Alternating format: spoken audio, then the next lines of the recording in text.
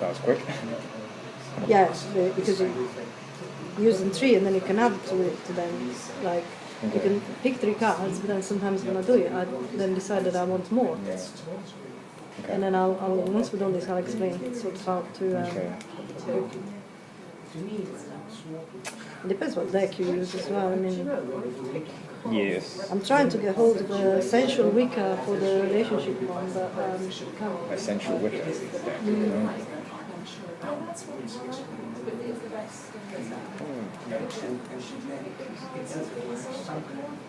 can only think of one card for it. For which one? For healing. Haha. Because it's one of those things I don't really do. I do sometimes. It's just even if it's just to, improve your vitality. I mean, and the fact that you sometimes you run yourself down. I mean, look at me when we did Giro. I was so stressed for so long, and I woke up the day after I was in Lazare, and I still got the cover a week later. That was just total stress and running down your immune system pretty much.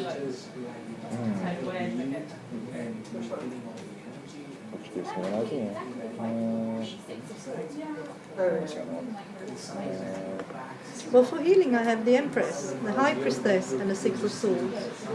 I got the Priestess as well. 6 of Swords. I guess it depends what kind of healing. I think de-stress and 6 of Swords. 6 of Swords, moving on and to the next. Well, you could have something like... Empress is more the emotional one. I suppose you've covered Empress all your is ground. also taking care of yourself in that sense. A High Priestess to me is taking care of both yourself, like both the sides of you. The 6 of Swords is moving on. For clearing, I have the Chariot, the 8 of Cups and Death. Yes, Chariot. Yes. Death. Ooh, that's a. You could have the Tower as well, but I think that's a bit painful. Painful, yeah. I guess that depends on that one. No, death makes sense. And then what was the other one? 8 of Cups is leaving something behind, and Death is rebirthing you literally.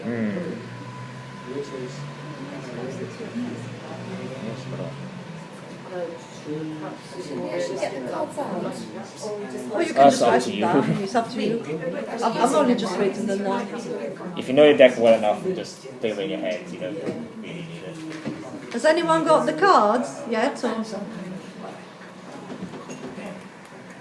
Everyone seems to be concentrated. Yeah. Has anyone got 3 cards? 2 cards?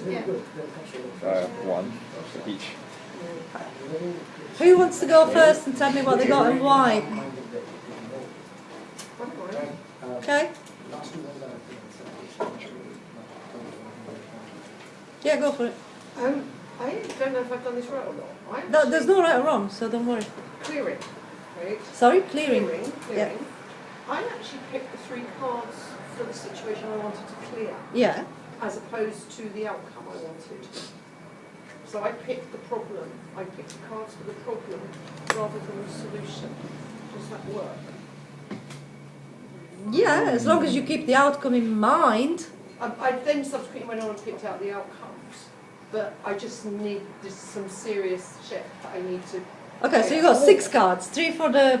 3 for what's got to come and 3 for the outcome. And 3 what's got to come in. Okay, that's okay. Is that okay? It's not for me, actually, it's for somebody else. Alright. It's very naughty, but they won't do it for themselves. So. Yeah, I can go there as well after, actually. That's something I wanted to mention. But yes, go on. What are the 3 cards for the actual situation?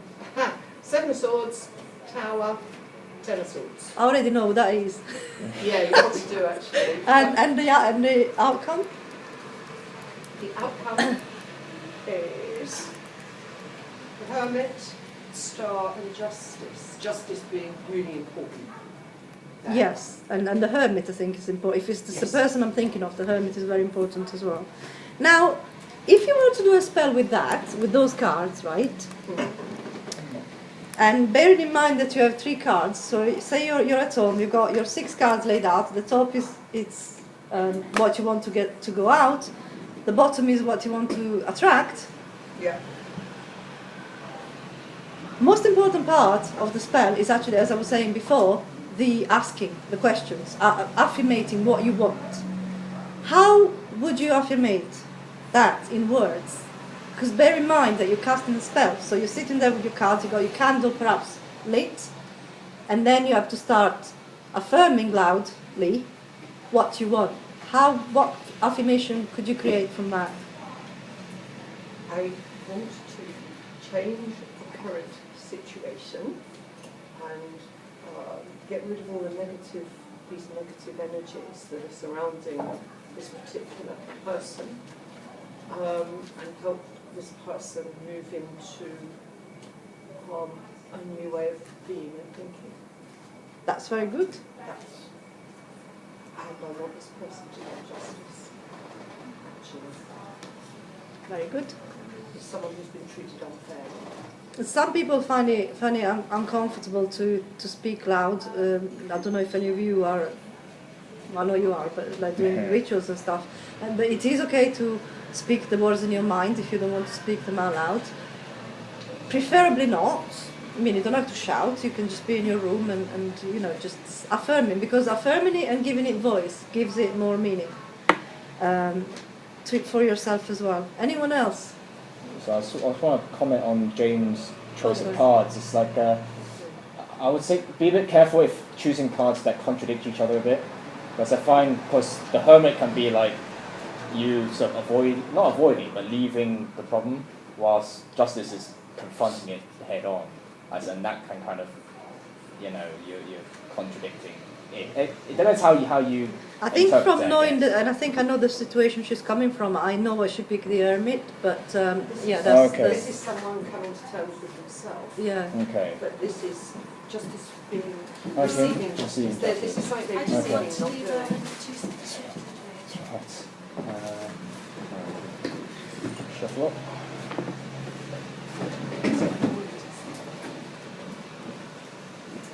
Find yourself. Yeah, there's a few seats.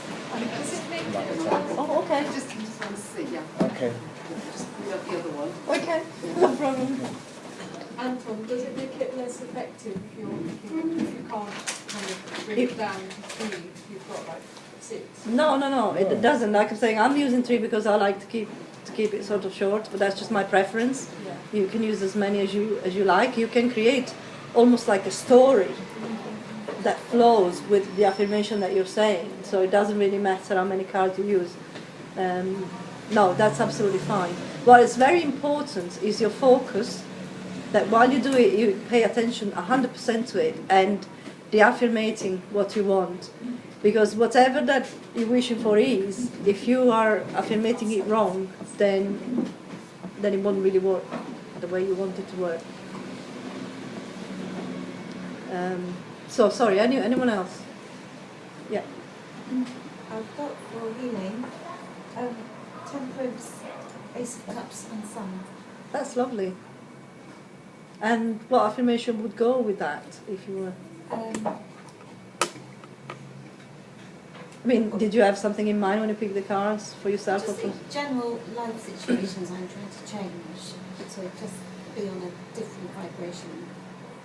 Things have kind of been feeling a bit stuck recently, so I just want things to shift generally with my vibration. I'm intrigued with the Ace of Cups, because the Ace of Cups is emotional. But for me, that it's happiness, is what, you know. So it's just generally my vibration, feeling lifted and happy, and temperance with the balance, and the sun. Because I'm a Leo, so for me that's very healing. And it's lovely energy, forward energy, Yeah. to move forward, feeling charged, recharged. Yeah. Yes. Yeah. Anyone else? So for clearing, I'm not sure if it's an option. The Temperance, the Star, and the Queen of Swords. The Queen of Swords. Yes, like having a more Open mind. exactly Clear in your thoughts. attitude. Yeah. Okay. Not only the thoughts, but still having What was the middle? Sorry, Temperance, the Star Star, and the Queen of Swords. and the Queen of Swords. That's very interesting. Would that work? Yeah. It would if Yeah. if you had that in mind. And how would you affirm that? I want more positive thoughts that would lead to more positive and efficient actions. Something like that. I tell you what, I probably would add something after the Queen of Swords for you to move on, and that would be the Chariot, to give you direction. But that's just me. Because then you get the clarity of thought, and the Queen of Swords is quite clear. She's very clear-minded. But then you want to go. That's what I was last week. I adopted her for a day. But the Chariot would give you a bit more direction. Anyone else? Yes. I have a career-based one. And what? Sorry. Career. Yep. One. I chose the 9 of Cups. Yep. And also this is related to a feeling of happiness. Yeah. The Star, because I am doing something creative, so for me this also symbolizes inspiration. The World, because of achievement, and also because I'd like to travel. And I have a 4th card, the 6 of Wands. Aha. Okay. A little topper. Yeah, that's good. It's also good with the World, because the World is it's sort of like ending and giving you a new start. So, which is the 6 of, then continues into the 6 of Wands, and what you really want to manifest. How would you affirm that? I don't know. But it is the most difficult part, because I mean, we all find it difficult sometimes to formulate the right questions. I have been doing tarot readings for myself for years, and still I get confused sometimes, and sometimes it tells me off, like it did a week ago or so, when I was asking the same question, but I was trying to cheat it and disguise it and kind of affirming it in different ways, and then it kind of came out with 3 cards that I looked at it and I thought, I'm so sorry, because it basically told me, look, make your mind up. Go this way or that and shut up, because that was and it was absolutely right. So I thought, okay, I'll ask it a different way, and there I got the answer that was actually correct. It can be a challenge. It's like when you talk to people. I mean, if you ask someone a question, you'll get the answer to that particular question. You're not going to get something else around it. So this is exactly the same, but you're creating energies on those cards. With what you actually affirm and manifest. So for you, if you want to move on from where you are now, perhaps travel. And the 6 of Wands could represent both a move in terms of artistic endeavors and also partnerships, perhaps. Actually, yeah, I'm not sure if I want a partner, but I might. Now the 6 of Wands would kind of introduce that. Then I would probably say that you say you would affirm, I want to attract in my life new opportunities and new people that are for my highest good. That is quite simple, but you're just putting those energies in motion for you to attract new things. So sometimes we all stagnate and get to the Hanged Man, or yeah, that was my year this year. If it'd gone any slower, I'd have mold in my bones. But seriously, it's just it happens to everyone when you're trying to move on, and it doesn't really happen. So create the opportunities by actually affirming that what you want are new opportunities for you, for your higher goods, and people. It doesn't have to be. It could be a romantic partner, but it could also be a mentor or someone that can actually partner with you and moving you on and forward. But it's also very important when you lay the cards out, it's the ritualistic aspect of it. It's obviously not just, oh, okay, today I'm going to do a spell, I'll pick 3 cards, put them down and say an affirmation. You should, if you have the time, make it into sort of a small ritual for yourself, like having a nice hot bath with your favorite bubble bath. You pick the subject of the spell, pick the cards, have a nice space for yourself that you can lay them down and they're going to be there undisturbed. If you're using candles as well, I would suggest that once you've lit the candles and done the affirmations and the card, you let, if you can, the candle burn down until it's completely extinguished in one, rather than I know that that's not practical sometimes,